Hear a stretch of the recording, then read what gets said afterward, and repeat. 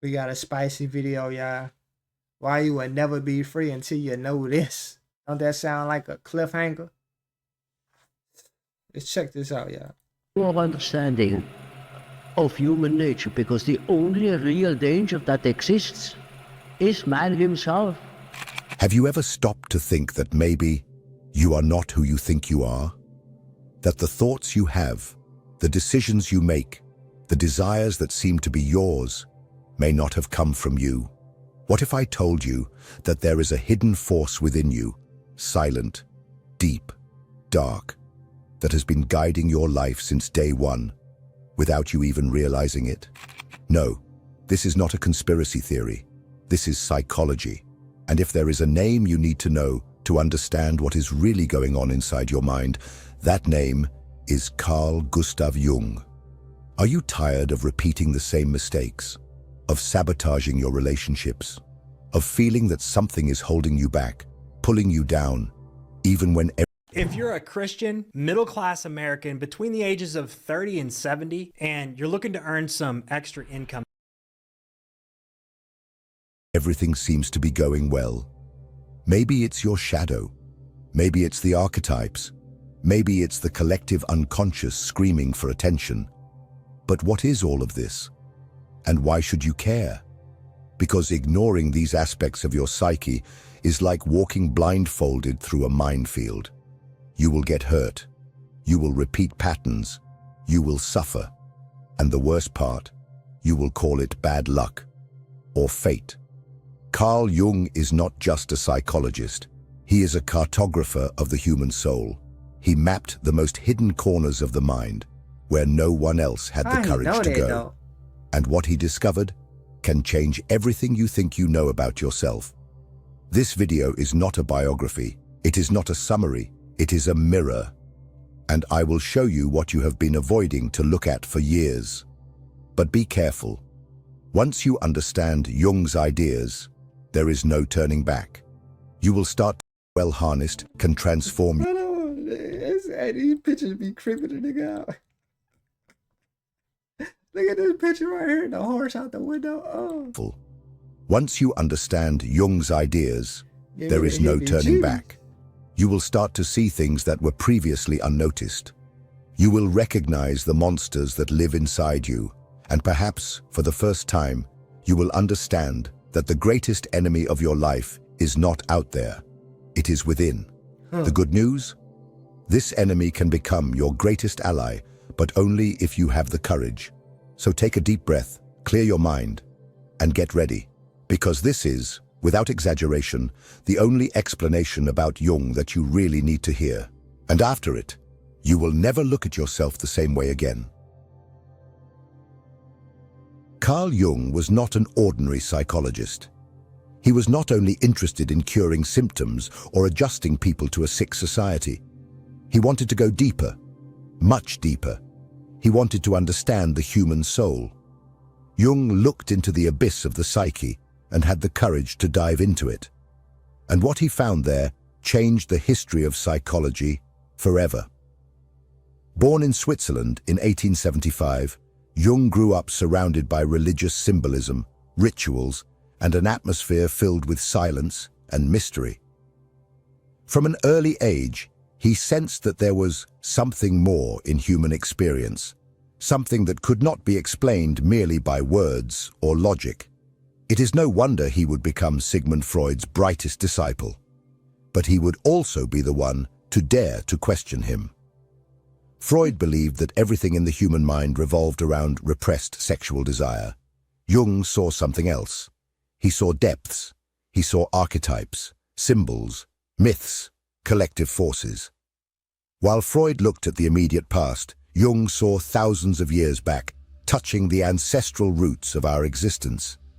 And for that reason, the rupture between the two was inevitable. Jung did. That's why you gotta go with Jung. He going against what the dude, his mentor. He's like, nah, you say this, but I'm thinking way past this. Fuck your logic. This one I'm standing on. Not want to just treat mental illnesses. He wanted to restore the lost connection of human beings with their essence. He believed that the psyche was a living, dynamic system, full of opposing tensions, light and shadow, reason and emotion, masculine and feminine. And that suffering was not a mistake of existence, but a call to transformation. He created a new way of seeing the human being, analytical psychology, a path that does not seek to erase what is wrong in you, but to understand, to integrate, to make conscious what has been rejected, hidden, denied. Because for Jung, the true enemy was not suffering, it was unconsciousness. But why does all this still matter? Because today's society remains sick. We continue to be trapped in destructive patterns. We continue to ignore our emotions, anesthetizing our emptiness, fleeing from pain. And Jung not only predicted this, he offered a way, a map to within ourselves, a chance to understand why we feel so disconnected and what we need to do to reconnect. He does not offer you easy answers, nor empty promises, but he offers you something that no one else offers, the truth about yourself. And one of the most disturbing truths that Jung revealed to the world is that there is a layer of the human mind that is not individual, but shared by all humanity. A deep ocean of symbols, images, and forces that shape our lives even if we are never aware of it. In the next part, we will dive into this mysterious place that Jung called the collective unconscious, and you will realize that there are many more other people living inside you than you imagine. Many more people living inside of us. Crazy. What are you talking about? Most people think that their thoughts, feelings, and fears are uniquely theirs, that everything that goes on inside the mind is the result of personal experience, childhood, culture, individual memories. But Carl Jung radically challenged this idea. He revealed that there is a deeper layer of the psyche, older and more powerful, that does not belong to you, yet still governs you. He called this the collective unconscious. Imagine your mind as a small island. Everything you have lived, your memories, your traumas, your stories, is there. But beneath this island, there exists an invisible dark ocean shared by all human beings. A sea where symbols, images, and patterns that have been formed over thousands of years swim. These are ancient myths, primordial archetypes, forces that existed long before you were born, and that still live within you. So them thoughts that be in your head not really yours. Them shit from like nigga before. Ooh, that do make sense. You ever been thinking like, why the hell this pop in my head? These thoughts not yours, bro. See, this that shit that sound weird, but if you like it, this shit gonna make sense. Shaping the way you think, love, and suffer. The collective unconscious is not a beautiful metaphor. It is a psychic reality that manifests in dreams, fantasies, religions, the films that move us, the stories that span centuries. This is why different civilizations at different times created similar myths, with heroes, sages, monsters, journeys, and redemptions. These stories are not just cultural inventions. They are reflections of the very structure of the human soul. Jung believed that behind every human behavior, there exists an archetypal pattern. When you feel fear of abandonment, you are touching an ancestral archetype. When you feel a deep need to belong, to find meaning, to overcome yourself, you are being guided by forces that have been present since the dawn of humanity. And that is exactly why ignoring the collective unconscious is like ignoring gravity. You can pretend it doesn't exist, but it will still pull you down. It will manifest in your relationships, in your choices, in your repetitions, until you realize that you are not just fighting against your own ghosts, but against the ghosts of all humanity. But what exactly lives within this collective unconscious? Who are these invisible forces that shape your behavior without you realizing it? Jung gave them a name. He called them archetypes, universal forms, present in all of us, that act as patterns of behavior. For any man with a swollen prostate, do not drink water. No, what the hell? Did you know that prostate problems What? emotion, and thought?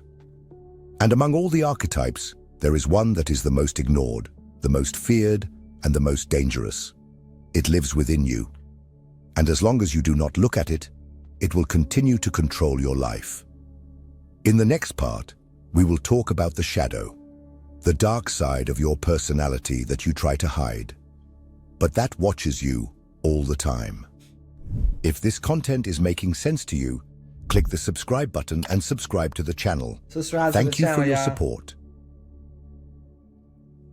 Have you ever done something that you later deeply regretted and couldn't even explain why? Yeah. Have you ever exploded with anger at someone and later said, "I don't even know what got into me"? Have you Nope. ever felt envy, jealousy, anger, pride, but chose Right. to ignore or justify those emotions instead of facing them? Then you have already met your shadow. You just didn't have the courage to look at it. Carl Jung believed that every human being carries within themselves a dark side, a rejected, repressed, denied part, made up of everything you don't want to admit exists in you. Your most shameful impulses, your unacceptable desires, your weaknesses, your arrogance, your cruelty, your neediness, your vanity, your fury. All of this lives inside you, and the more you try to repress it, the stronger that force becomes. The shadow is everything you tried to hide to be accepted. It is what you had to suffocate to fit in. It is the child that was pruned, the teenager who had to be silent, the adult who learned to smile while crumbling inside. And here is the brutal truth. Everything you don't face in your shadow starts to control your life beneath the surface. The shadow doesn't disappear. It disguises itself. It manifests in the judgments you make of others, in the anger that explodes for no reason, in the shame that paralyzes, in the internal voice that says, "You are not good enough," in the sabotage that prevents you from moving forward, always at the most important moment. And the more you believe you are a good person, the more dangerous your shadow becomes. Because Hey, you dude. don't recognize anger, selfishness, envy as parts of yourself, so you project them onto the world. You start to see evil always in others and never in yourself. Jung said, "Until you make the unconscious conscious, it will direct your life and you will call it fate." In other words, as long as you keep pretending the shadow doesn't exist, you will continue to be dominated by it. You will repeat the same patterns. You will choose people who hurt you. You will sabotage your opportunities. You will flee from love, success, freedom. Because deep down, you believe you don't deserve it. Damn. But there is a way. There is a way to confront this darkness, not to destroy it, but to integrate it. Because the shadow is not just destruction, it also holds power. It contains the raw energy that, if well harnessed, can transform you completely. But for that, you need to be willing to enter dangerous territory, to face parts of yourself that have been banished, forgotten, suffocated. It is in this confrontation that the true process of self-knowledge begins. And Jung named this process. He called it individuation, a difficult, long path, but absolutely necessary for those who want to be truly free. In the next part, we will understand how this process works and why it is the only real way to become whole. Because as long as you continue living in fragments, you will continue living in conflict. Most people spend their entire lives trying to fit in, I don't pleasing do their that no parents, meeting social expectations, conforming to the standards imposed by culture. They mold themselves, distort themselves, anesthetize themselves, all to avoid confronting who they really are. But deep down, there is an emptiness, a discomfort, a feeling that something essential is missing. Carl Jung knew exactly what that was. He called it the absence of individuation.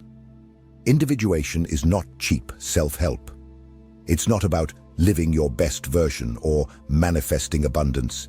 It is the brutal, intense, and profound process of becoming a whole human being.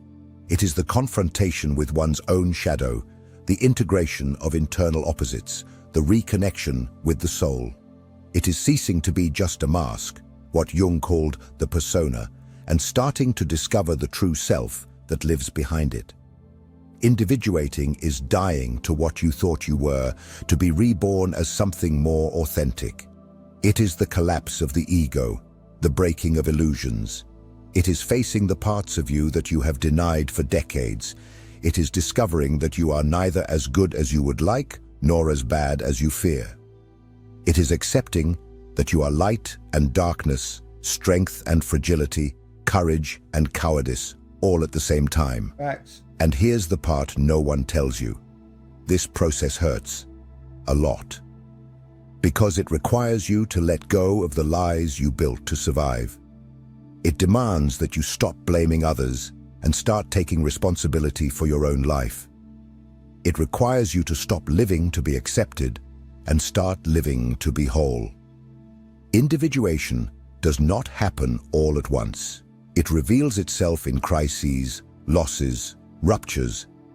Each time something in you dies, a belief, a relationship, an identity, something new is born in its place.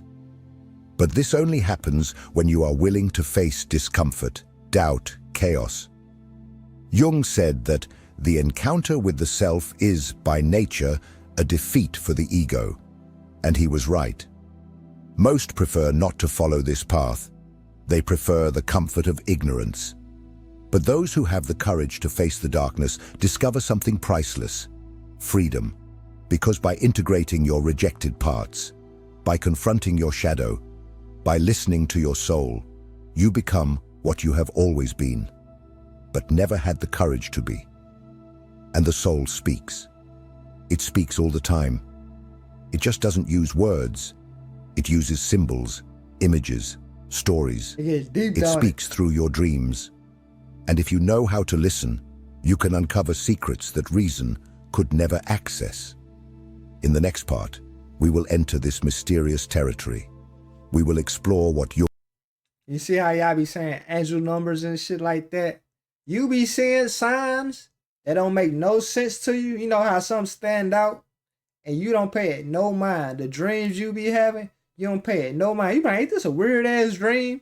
It be signs, bro. Hey, bro, you get to diving down this damn book. I see how y'all is with y'all CSI Miami and stuff now. Cause this stuff right here, bro, it get deep. Jung called the symbolic language of the psyche, and understand why your dreams may be the key to your transformation.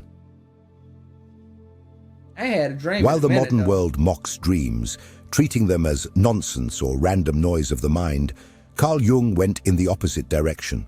For him, dreams are the voice of the psyche. They are not noise. They are messages, encoded, mysterious, symbolic, but never useless. Every night when you sleep, something inside you awakens, and it begins to speak. But the problem is that you haven't learned to listen. Nope. Jung saw dreams as attempts by the unconscious to restore psychic balance. When consciousness strays too far from essence, Do you want to know where to invest $1,000 right now? Well, forget about AI, quantum computing, electric vehicles. unconscious sends images, scenes, archetypes, symbols, everything necessary to pull you back to the center. Dreams, therefore, are not just records of daily experiences.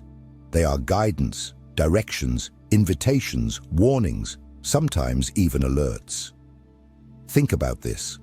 Why do you dream of falling when you are losing control in real life? I did that. Why do you dream of teeth falling out when you feel weakened?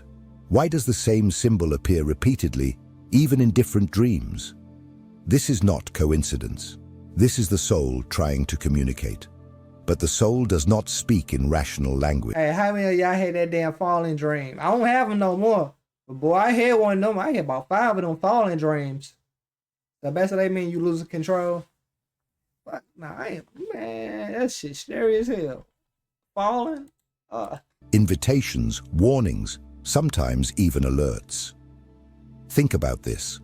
Why do you dream of falling when you are losing control in real life? Why do you dream of teeth falling out when you feel weakened? Why does the same symbol appear repeatedly, even in different dreams? This is not coincidence. This is the soul trying to communicate. But the soul does not speak in rational language. It speaks in symbols. And here comes one of Jung's greatest contributions, the study of archetypal symbolism. Lions, snakes, houses, forests, mirrors, doors, tunnels, mothers, shadows. These elements do not appear in your dreams by chance. They represent parts of your psyche. They are pieces of your soul trying to emerge. And each symbol has an energy, a function. A house, for example, may represent your inner self. A snake may indicate transformation. A ladder may point to spiritual ascent or unconscious descent, depending on the direction. A mirror may be the reflection of the shadow you do not want to see. Understanding this language is like learning an ancient language, the language of your soul. I ain't seen none Jung of believed those. that the more we ignore the symbols of dreams, the further we drift away from ourselves. And when we stray from the center of the soul, we become lost. We enter a crisis. We become anxious, depressed, disoriented. We lose our sense of direction because we lose connection with the internal compass. Dreams are that compass, and ignoring them is like covering your eyes while walking through a maze. Do you want to know who you really are? Do you want to understand why you attract certain patterns, why you feel stagnant, why you carry certain fears? Look at your dreams. Write them down. Reflect on them. Face your symbols. They contain answers that your conscious mind cannot formulate. But dreams are not the only ones that speak in symbols. There is a much deeper, older, and more influential force that also manifests through them. Archetypes. They are the invisible characters that live within you, the true directors of the theater of your life. In the next part, we will reveal who these archetypes are and how they shape your emotions, decisions, and relationships, even when you believe you are in control. Have you ever caught yourself acting strangely, as if you weren't yourself? Have you felt like you were repeating patterns whose origins you don't even know? Or that you always attract the same type of person, the same type of pain, the same type of story? Same type of Carl pussy, Jung hell yeah. knew exactly why this happens. Because within you live invisible forces, true psychic characters that not only influence your decisions, they stage your life. These forces are called archetypes. Archetypes are universal structures of the psyche. They are not ideas you learned. They are ancestral patterns that were born with you. They are as old as humanity itself. They reside in the collective unconscious. They are like internal models that shape your behaviors, your emotions, your personal narratives. And the most unsettling part? You can spend your entire life being guided by an archetype without ever realizing it. Jung identified several of these archetypes. The hero, for example, represents the force that seeks to overcome, that faces challenges and tries to achieve something grand. The wise one is the one who seeks knowledge, truth, discernment. The shadow, as we have seen, represents everything that has been repressed and denied. The anima and the animus represent the feminine in men and the masculine in women, energies that need to be integrated for us to become whole. These archetypes are not just ideas, they have energy. When an archetype dominates the psyche, it possesses you. Literally, it takes the wheel of your consciousness and drives your life without asking for permission. That's why sometimes you act like someone else. That's why certain relationships pull you into dynamics that seem straight out of a pre-written script. You are living under the command of an activated archetype. People who save everyone around them, even while destroying themselves inside, are often being dominated by the hero archetype. Those who seek constant approval, fearing rejection, may be trapped in the archetype of the wounded child. Someone who seems always drawn to chaos and destruction. They probably live under the dominance of the unintegrated shadow. And here's the point. These archetypes are not enemies, but when unconscious, they enslave you. When recognized and integrated, they empower you. They are keys, portals. When you start to recognize who is speaking inside you, you begin to take control of your own narrative. But for that, you need to be conscious. You need to learn to identify these internal voices, these symbolic patterns, these mythical forces that hide in your relationships, in your reactions, in your desires. Because only then do you stop being a character and become the author of your own story. And it is precisely here that Jung's ideas become even more urgent. Because today, more than ever, we are being bombarded by stimuli, distractions, and pressures that pull us away from our essence. We live in a world that pushes us outward and completely disconnects us from what exists within. The consequence? An emptiness, a collapse of meaning, a spiritual crisis masked as stress, depression, and anxiety. In the next part, we will understand why Jung's ideas are more relevant today than they have ever been, and how they can offer answers to the psychological chaos of modern life. If what you're hearing resonates with you, you'll find real value in my ebook, Beyond the Shadow. It breaks down Jung's core ideas and gives you tools to understand yourself more deeply. Link is in the pinned comment. We live in the information age, yet we have never been so disoriented. We have access to everything, all the time, and yet we wander lost, fragmented, exhausted. Modernity promised us freedom, but delivered anxiety. It promised connection, but drowned us in empty comparisons. And amidst this constant noise, a silenced question screams inside millions of people. Who am I, really? It is precisely at this point that Carl Jung's work becomes more relevant and more necessary than ever. Jung did not offer ready-made formulas. He did not sell happiness in pills, nor did he promise success with positive thinking. What he offered was something infinitely more powerful, a path back to the soul, a route of reintegration with everything that has been forgotten, suffocated, distorted by a society obsessed with productivity. Take your right hand, shake it out. How many people? I feel like Young getting to the point, like he said, not to sell you to be happy and not give you no motivational speech to fake it. Like we gonna teach you how to solve it. We want to let you know where it's coming from. People here want to learn faster. How many people want to remember more? Appearance and performance. He foresaw the collapse of identity. He saw how modern man would be consumed by the persona, the social mask we wear to be accepted, admired, promoted. He knew that by ignoring the shadow, we become slaves to the forces we pretend not to have. That by rejecting our dreams, we cut the bridge to the unconscious.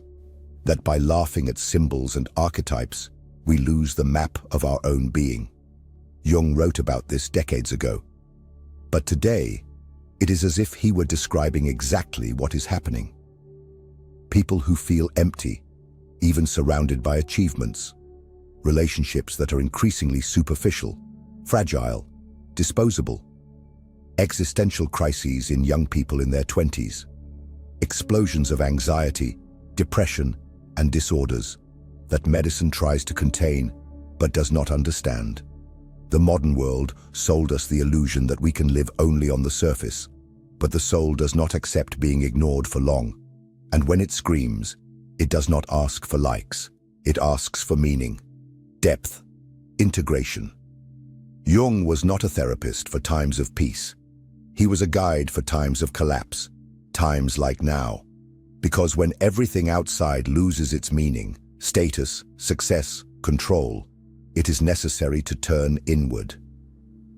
And this internal dive is frightening, because inside, you will not only find light, you will find monsters, traumas, masks, painful truths. but you will Fact, some people can't sit with themselves, bro. Imagine, ooh, some people can't do it. You gonna hear all nothing but voices, bro. That's why they say you gotta meditate so you can conquer that shit.